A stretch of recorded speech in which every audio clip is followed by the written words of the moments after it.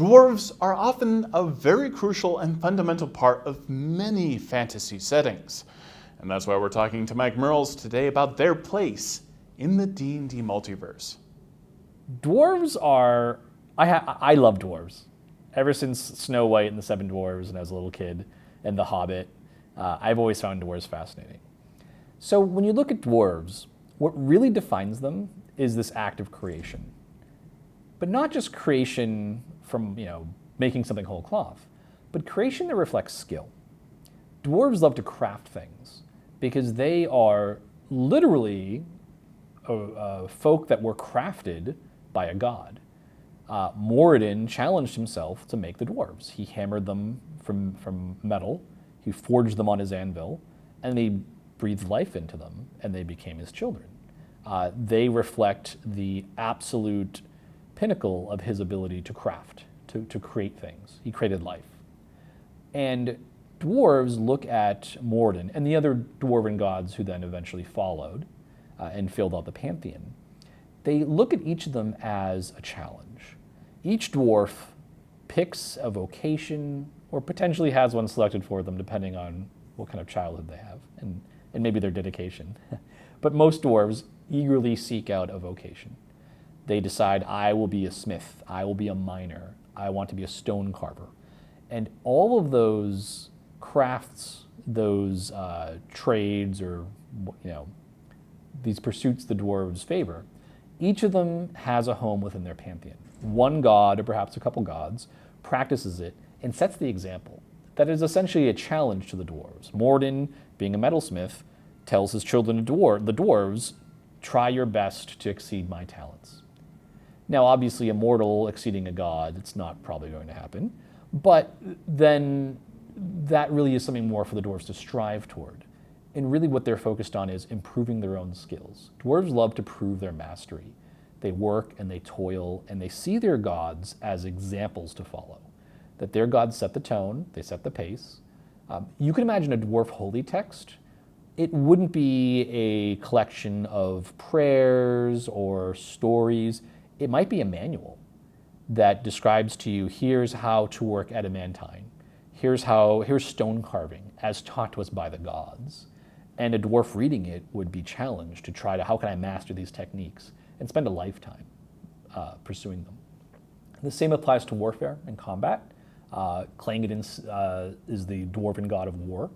And for dwarf warriors, it's similar. They want to match his skill. But the important thing to remember about dwarves is they're very lawful because they're very much defined by the family. Because Moradin is he's their creator, he's their father. They see the clan as the foundation of everything.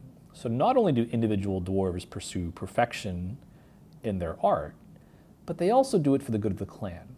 The dwarf miner knows that as she's toiling away deep within the earth, she's uncovering gold and iron and other ores that are for the good of the clan. The clan can use these to make the weapons and armor that the warriors wear to protect the stronghold, the beautiful gold objects that proclaim the clan's mastery and skill. A dwarf's actions reflect the clan, and the clan is the real identity for a dwarf. And so you have this real fixation on work, but it's joyous work. To dwarves, the best feeling in the world is what we think of as being in the zone. This idea of flow, like when you're working in time, you lose all sense of time, you just lose yourself in whatever it is you're pursuing. Dwarves love that feeling and they seek it by work. And that's why they have such much better constitutions than, say, a human, because they love working 10 hours at a time, because the dwarf would just get lost in it. And so you have this real emphasis on family, and that's something that really, in some ways, gives dwarves their strength. They come together in the face of a crisis. They understand the long term, like we will do this for the good of the next generation. Because at the end of the day, being so focused on family, the dwarves' ultimate goal, their individual craft is important, the glory of the clan is very important, and therefore ensuring that the next generation is also successful and builds on what has come before, that's critically important to them. So they very much value family, child rearing, things like that. So the Duergar are the dwarves' evil half. And their story is a bit of a tragedy, or at least that's what the Duergar would tell you. The Dwarves would tell you it's a tragedy, but for different reasons. What we know about the Duergar was that they were enslaved and transformed by the Mind Flayers, as the Mind Flayers are wont to do. What we believe happened, and what the myth says, what the history says, is that the Mind Flayers lured a clan of dwarves deep within the earth by playing upon the dwarves' natural tendency toward greed. Dwarves love creating beautiful objects. It's how they show off their skill, especially if they're if they are an artisan. And so that has an upside of dwarves want to prove their skill by producing something beautiful. The dark side of that is sometimes dwarves don't have greed in the sense like they want money. Dwarves have greed in the sense they want to show off, this is the beautiful statue I built. But sometimes if a dwarf doesn't measure up and they steal a statue and claim it's their own, it's sort of a shortcut, and it's very much verboten in dwarf culture. The Duergar had that sort of innate desire to possess beautiful objects and claim them, played upon by the Mind Flayers. They used psionics to influence an entire clan, to lure them into the Underdark, trick them, turn their drive to work against them, and bring them into enslavement. And so for untold numbers of years, these dwarfs were enslaved, they grew in numbers, the Mind Flayers brought them to different worlds, and that's how they spread. But eventually the Duergar rose up, as often happens to the Mind Flayers, in revolt and cast them down. When the Duergar survivors, who knew they were dwarves, sought to return to the remaining clans, they were cast out. The surface dwarves, the dwarves that were not lured away, the good dwarves, blamed the Duergar for their downfall. As far as they saw it, greed is one of the biggest sins a dwarf can commit because it is such a temptation. They all feel it, so they know you must resist. So to see a clan abandon their stronghold, abandon their family because of the call of greed, to them, the dwarves would tell you that the Duergar didn't fall, they signed up. They joined with the Illithids in an alliance to gain power. And the Duergar would tell you that they're victims. And then as victims, returning to their cousins in their transformed state and then being cast out, they swore revenge not just against the dwarves, but against Moradin. The Duergar want to slay Moradin. They want to destroy him.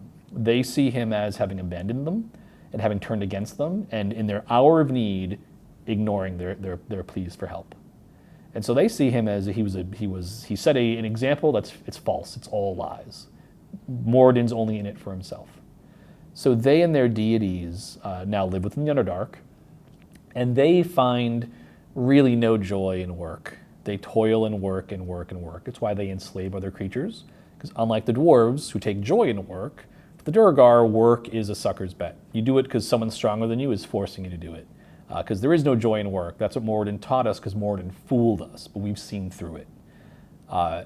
And they tend toward very brutal utilitarian materials, objects when they make them, where dwarves seek beauty and to show off their talent.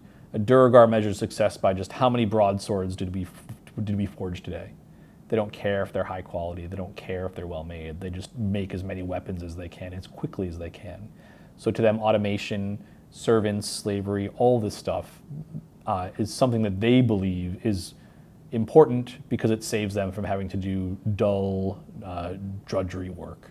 And it's also a direct insult to what Moradin had taught them before they were lured away by the Mind Flayers. So they're very militaristic. They love to conquer other creatures. They're almost, in many ways, the exact opposite of the dwarves.